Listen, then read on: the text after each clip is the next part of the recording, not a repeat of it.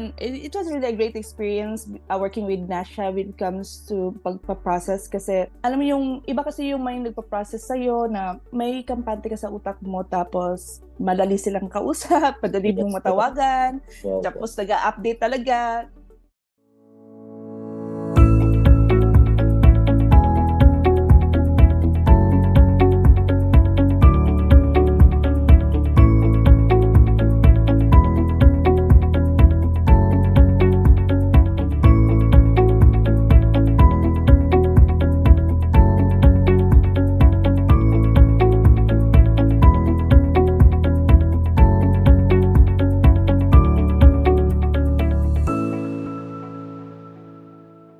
Good morning, good afternoon, good evening, nurses. My name is Chris from Nasha Business Consultancy Services. With me is Nurse Amelo Lucero Cabasog, RN, USRN. From California, whom we assisted for her NCLEX exam application and license endorsement process. Today, she will share her journey in taking the NCLEX. How are you, Mom? Can you introduce yourself? Good morning, good afternoon, or good evening to everyone there. I'm Amelo Lucero Cabasog. I just got my license here in California. Also got my license from New York through the help of Nasha. Wow. And actually everything, pag-start ko pala ng pag-process ko is with Nasha already. From taking the exam to the actual process and to the endorsement, it's with Nasha. Thank you, Wow. Nasha. Thank you so much for that one, Mom.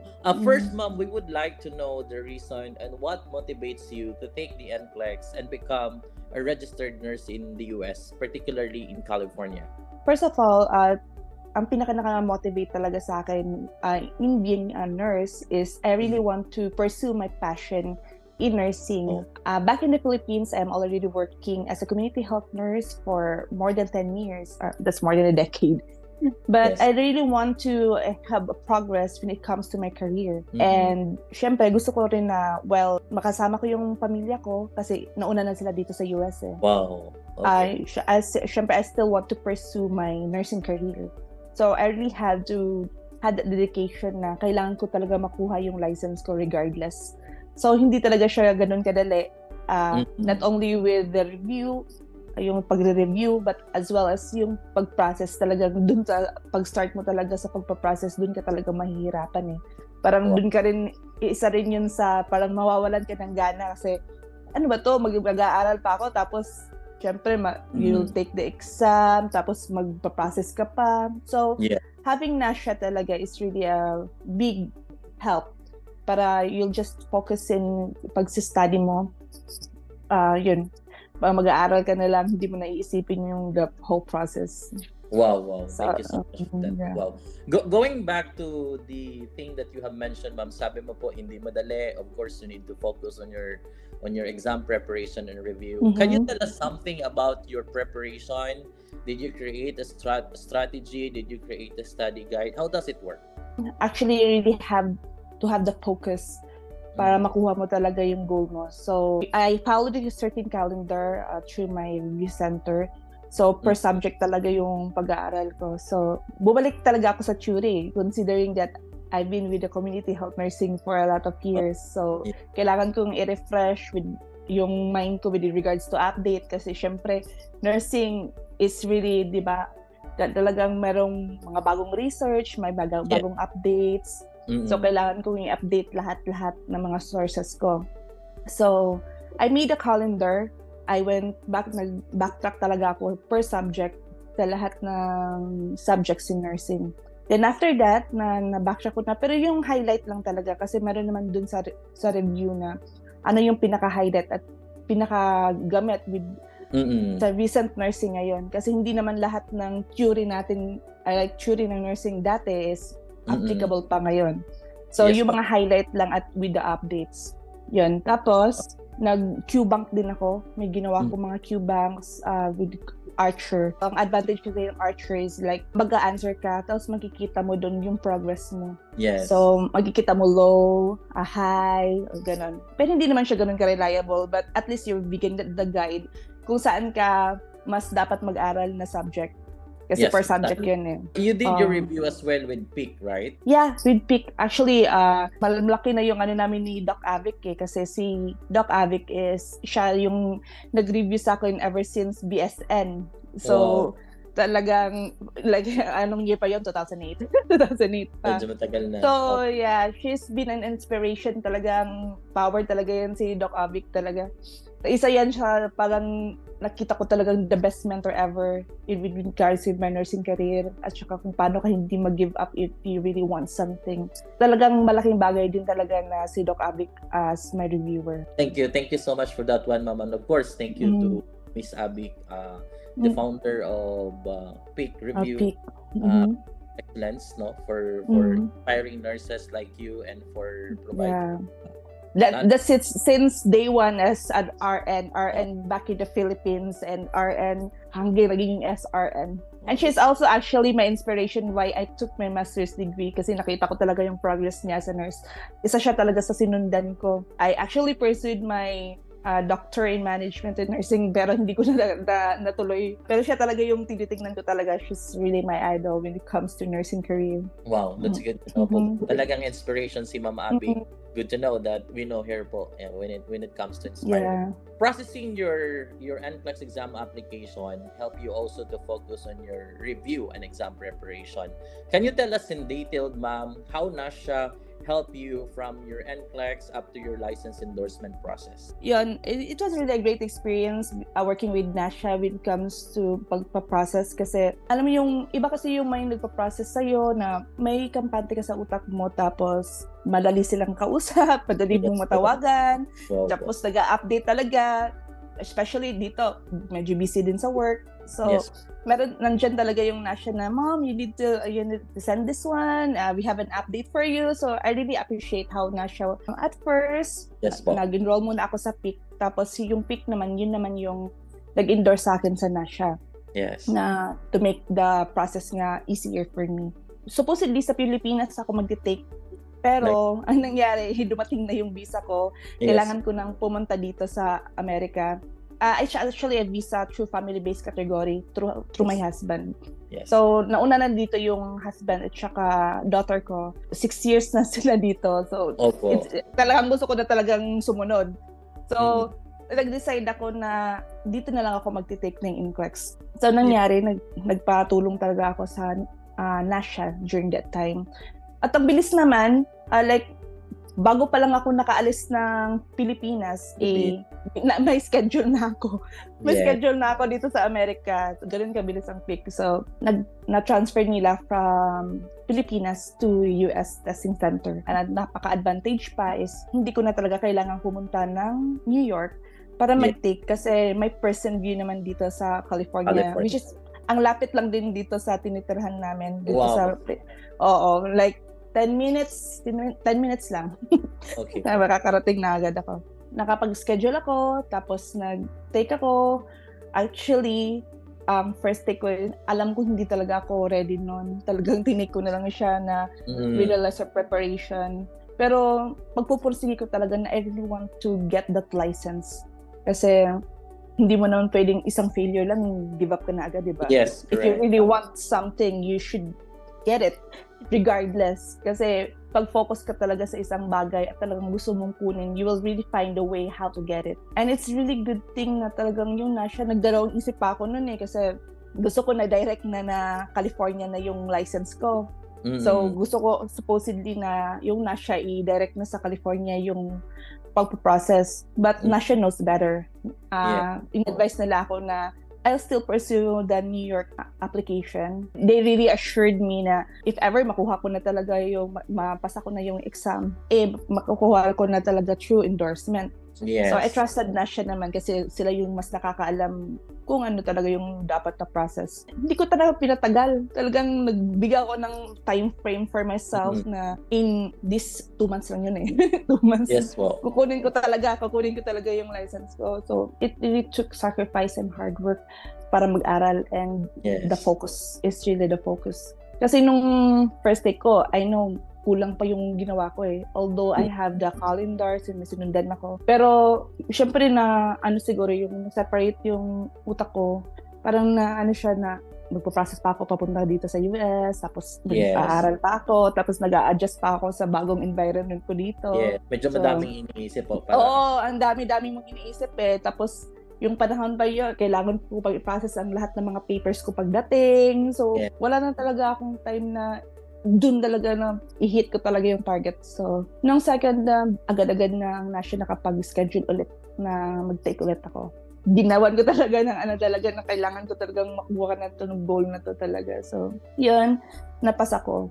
Thank Wow. God. Talagang with the divine providence. So, Congratulations for that, ma'am. you really have to have the lots of trust in yourself and also with the divine providence kasi yung akala mong imposible but with God's guidance, with you giving the wisdom, talagang iba yung alam mo yung guided ka talaga na may Panginoon na talagang nag-guide sa'yo na well feeling ko nga yung pinag-aralan ko lumabas kasi talaga so feeling ko talagang denied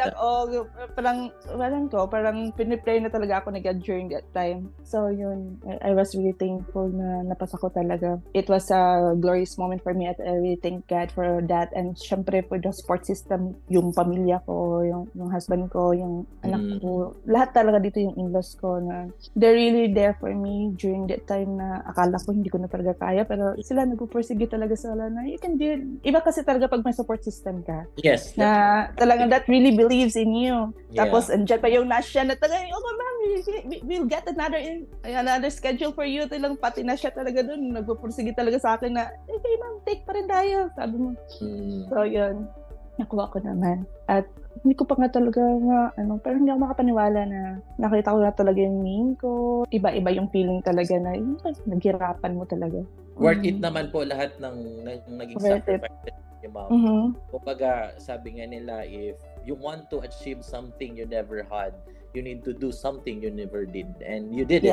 Yes. I believe in that talaga kasi na-feel ko rin naman na I did an effort during my first take pero I know na may ibibigay pa talaga ako. So. Yes. When it comes to the license endorsement, ma'am, after passing the NCLEX, we process the license endorsement. How does it work? Do you have any comments about it? Ang sa endorsement talaga, hindi ko talaga siya napaniwalaan na ganun kabilis. Kasi I known a lot of people na nagpa-endorse dito sa California. Almost every day, yung Nasha, kinukontak talaga yung Breeze kasi nakikita talaga dun sa Breeze account ko kung ano yung progress, ano na yung sinubmit ng Nasha.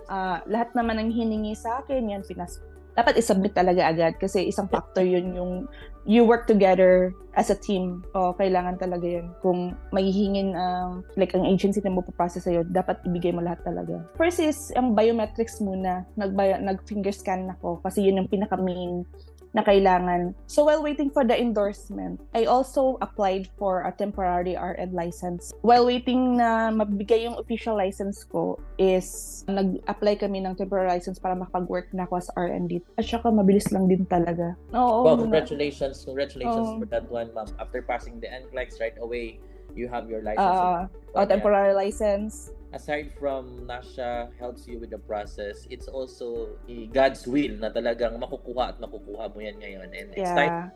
It's really a calling for me. Yes, that's a really good story that you have, ma'am. And I'm inspired to do the same, no? Ang iniisip kasi ng ibang nurses, it's really too difficult to be in California. Yes, of course, if you proceed with your NCLEX right away. But in here with Nasha, we will provide you information. And this is the way to accomplish this one. And we are happy and fortunate that we have guided you all throughout the process. And your success will be our success as well, seeing you working as a registered nurse in the US after a long years of waiting and after a long years of hard work and facing all these challenges and sacrifices. And lastly, ma'am, what are your message and advices to other medical professionals, nurses who are planning to take the NCLEX, aspiring to become a registered nurse in the US or in California? What are your message to them? It's really the resilience that you really have to have. Kasi kung mawalan ka agad na confidence sa sarili mo, hindi ka nababangon ulit regardless. Yes. Wala na talagang focus. At saka, you should really prepare yourself if ever. Kasi being a US nurse is hindi ganun. Hindi talaga siya ganun daling kunin. Although makakapag-NCLEX tayo or makakapasa tayo, pero yung the whole process kasi ng pagpunta dito is iba-ibang case. Yung sa akin kasi, God willing din na syempre, may SSN na kasi ako pagdating ko dito, like sa permanent residency kasi yun. Pero pwede mo na makashare siyang kunin kung like sa ibang state ka, kukuha ka muna ng experience, tapos i-endorse dito sa California. I-review naman yun ng BRIS or ng Board of Nursing ng California. So, hindi naman hindrance na wala kang permanent residency is hindi ka na makakapunta dito. So, kung may perseverance ka naman talaga sa nurse, may mga kilala naman ako na dumating dito through agency, tapos sa ibang state sila, tapos kumuha lang sila ng experience doon, tsaka sila nagpa-endorse dito. Wow. But, case-to-case basis naman, merong iba naman na hindi na kailangan ng mga experience doon. It really depends yung sa school mo din. Kasi i-compare nila yung, syempre yung sa mga grades mo, yung credentials mo sa school, yung sa NASHA, yung pag-endorse sa akin, actually, dalawa yung school ko kasi ay iba yung school ko in ASE, dun sa Adventist University of the Philippines. Yes. Tapos, nag-proceed ako sa Liceo de Cagayan University naman for my BSN. So, ang nangyari is, ang NASHA din actually nag-process sa school ko. Sila yung kumuha ng mga requirements ko sa Liceo de Cagayan University. So, may breakdown kasi doon ng mga subjects. So, doon sa breakdown, may mga subjects kasi ako na kinuha na sa AUP way before. Kailangan na namang kumuha ng breakdown doon sa AUP. So, NASHA na naman ang tumulong sa akin para makuha ko yun lahat. In 11 days talaga, grabe. 11 days na endorse yung license ko from New York to California. Talagang kung iisipin mo, ma'am, maraming challenges na na-encounter from the school documents of the license. Parang, you mentioned nga, you tend to give up. But you have the supporters, you have your family members, you have your relatives na nagsusupport sa'yo. Kumbaga, there is no passion to be found playing small and settling for a life that is less than you're capable of living. So, if you wanted to achieve something, if you wanted to achieve that license, regardless of the challenges, regardless of the problems, as long as you have the right person, you have the right people to support you, you can achieve it. Siyempre, ikaw talaga din dapat sa sarili mo. Yes. Add-on na lang talaga yung support system. But basically, ikaw talaga sa sarili mo, you should really believe in yourself regardless sa mga outside factors. Big support naman talaga na yung nagsusuporta sa'yo. And I'm really fortunate that I have that. But even though, ikaw sa sarili mo talaga, if you really want something, regardless, kasi hindi naman lahat may supportive merong iba din na pag magtitake ka, parang ano ba ka-ambisyosa naman, USRN talaga, ganun. Di ba? Merong iba din na parang hesitant kasi malaki yung gastos, mahirap pumasok. Pero kung ikaw talaga sa sarili mo, gusto mo talaga, magagawan mo talaga yan ng paraan.